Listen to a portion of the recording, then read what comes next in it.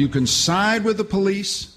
You can side with an overwhelming majority of Canadians. The chiefs of police, the RCMP, who say this is necessary to the public security of our people, or you can side with Mr. Harper. Make up your mind, Jack. The hour is getting late. That very blunt challenge today from opposition leader Michael Ignatieff to NDP leader Jack Layton, just a day after the RCMP's positive evaluation of the long gun registry. The Liberals moved to exploit serious divisions in the NDP caucus on this issue. Several New Democrats are under tremendous pressure from their constituents to vote for a bill that would kill the controversial long gun registry. Opposition critics from all sides still accuse the Conservatives of trying to suppress the RCMP's positive assessment of the registry, calling it a crucial component of the firearms program. Is ideology prevailing over expert advice? What will the NDP actually do? Is the government playing politics with the personal safety of Canadians? For more, we are joined from the Liberal caucus meeting in Bedeque, Nova Scotia, by the party's public safety critic, Mark Holland. In Windsor, I've got the NDP justice critic, Jo Comartin, and at her constituency office in Morden, Manitoba, the sponsor of the private members bill to kill the gun registry, Conservative MP Candice Hoeppner. All three of you, good to see you. And Candice Hoeppner, I want to start with you right now. The long-awaited and much anticipated RCMP evaluation report that included an evaluation not only of the Canadian firearms program but of the long gun registry concluded pretty evidently that the long gun registry was a very effective and an important tool for law enforcement and for public safety. The RCMP say it works. The police chiefs say it works. What does that evidence do to your argument that says it's not working? You know, there really wasn't much new in the report. For me, when I read the report, there was nothing that surprised me. Obviously, they were talking about the entire Canadian firearms program, and yes, they did talk specifically about the long gun registry as well as the registry for prohibited and restricted firearms. It really doesn't change anything. We've heard testimony from frontline officers. We have heard testimony from police chiefs. We've heard testimony certainly on both sides of the issue. But my position remains steadfast, as does our party's position. We believe the long gun registry needs to end. As legislators, that's our job, to look at policy, decide what is in the best interest of Canadians, and make those decisions. So nothing has changed. There's a very important vote coming up on September 22nd. I'm still focused on 8 Liberals and 12 NDP members and hoping to get their support. Let me just stay with you for a minute before I bring in the Liberals and the NDP on this. I just want to show you some excerpts from the RCMP report to remind our viewers. And it says the majority of firearms are long guns. The majority of firearm deaths in Canada are caused by long guns. And then another one that says since the implementation of Canada's gun registry in 1995, there has been a significant reduction in firearms-related suicides and intimate partner homicides. So the report's pretty clear that long guns in rural areas are causing suicide deaths, intimate partner homicides, and that the majority of firearms are long guns. So why doesn't that have an impact on your reading of the effectiveness on this issue, Candice Hoeppner? Well, you're right, and sadly, when people commit suicide and they do it with a firearm, many times, the majority of times it is with a long gun. But registering their long guns doesn't stop them from committing that suicide.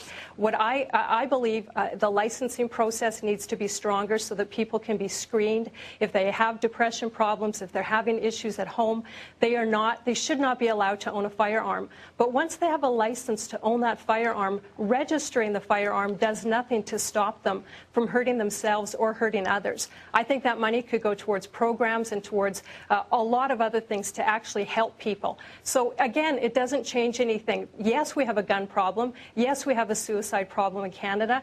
We have a problem with domestic violence, but the registry doesn't stop it. It hasn't stopped it, and it can't stop it. Jo Comartin, you heard Candice Hoeppner saying she's targeting, both Liberals, but the Liberal vote is going to be whipped, but specifically the NDP. I talked to your leader, Jack Layton, about this yesterday. He says he supports the long gun registry, but he'll let MPs who want to support Candice Hoeppner's bill to scrap it. Given the evidence from the RCMP evaluation report that this thing works both in rural and urban areas, is it up to Jack Layton to really, will he live or die, as it were, on this bill? Well, I don't think it's an either-or in terms of living or dying on this, but what is very clear for us as a political party, as a social movement, is that we believe in the democratic process. And our process has always been, going back to before we were the NDP, when we were the CCF, that on private members' bills, the leaders did not whip unless it was a question of human rights or some form of discrimination. This is a public policy that we're debating here. But it could be a matter of life and death. I believe, Evan, very clearly, I believe it is an issue of life and death, as opposed to what Candice just said. It's very clear. People who use guns to attempt to commit suicide are more successful on a 10-to-1 ratio than if they don't.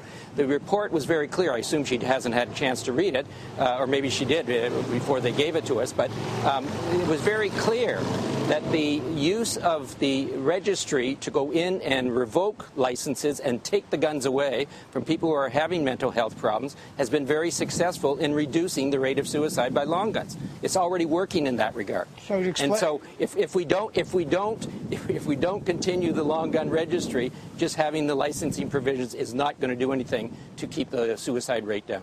Well, let me throw it over to you, Mark Holland. You're hearing both sides of the debate. How do you make sense of this? Well, you make sense of it by looking at the facts, and the facts couldn't be any more clear, Evan. When you look at the RCMP report, if there was a debate, it's now over. It's preeminently clear that the registry works and saves lives and is an essential tool for police officers. And, first the Conservatives said, well, don't trust the chiefs of police. Then after they said the chiefs of police, you couldn't trust the Canadian Police Association that has a firm national position in favor of this. Now they're saying don't trust the RCMP facts, don't trust emergency physicians, don't trust pediatricians, don't trust doctors and frontline workers who say that this is an essential public safety tool. They say you should just trust Stephen Harper. And so let me be very clear to the NDP. This is their choice. The Conservatives have wanted to scrap this for ideology. Facts will not move them. They don't care about facts. They don't care about any information. You could present the penultimate report and they would ignore it. But it should matter to the NDP. This is not a private member's bill. And the NDP knows that well. Jack Layton knows this well. They're using this to masquerade as a private member's bill to try to ram through a piece of government legislation. For goodness sakes, go to conservative.ca/391. And you're going to see that there is their bill. This is in clothing to pretend it's something that it's not. And Jack Layton and his caucus need to make a choice. You can't have it both ways on this issue. They're going to decide the fate of the long gun registry. We know that police say they need it. They know that they say it's an essential tool. They know it saves lives. That we need them to stand up and to make sure that this bill goes no further. Joe Comartin, I mean, now you're being targeted by the Conservatives to keep those members voting with Candice Hoeppner bill. The Liberals are saying it's down to Jack Layton to force his party to vote against Candice Hoeppner's bill. How does the NDP respond to this? Let me just say, I mean, Mark is being very aggressive here, as he always is. But the reality is he knows he has at least 3 members who either are going to vote with the Conservatives on this or are going to not show up. And that could make the difference in the outcome. Who are they? So it's not just in our lap. Who are they? It's Larry Bagnell, Scott Sims, and Todd Russell. You go and talk to them. Larry Bagnell has come I listened to Larry on The Current yesterday morning. He was very clear on The Current yesterday morning that he was considering not showing up, or if he showed up. Well, that was yesterday morning at 9 o'clock in Windsor time. So has Larry Bagnell, a Liberal who has voted, who used to oppose the long gun registry, are you saying he's flipped on this, Mark Holland? No, I'm not saying that at all. We have a unanimous position. We've come forward. Mr. Bagnell has been out in the press saying that he is going to be voting for the bill. I expect us to have a unified caucus position. And let's be clear how we did it. We didn't do it by way of dictate. We went back many months ago with members who wanted to see the registry improved, and we said to them, what changes can we make? We offered up a number of changes, and we got to a united caucus position. And one of the things we just announced today is I'm going to be going across the country with our women's caucus, a united women's caucus in support of this registry, making the case on the facts, asking people to take a look at what the police have said, what the RCMP have said, and on that basis saying that we need to support it.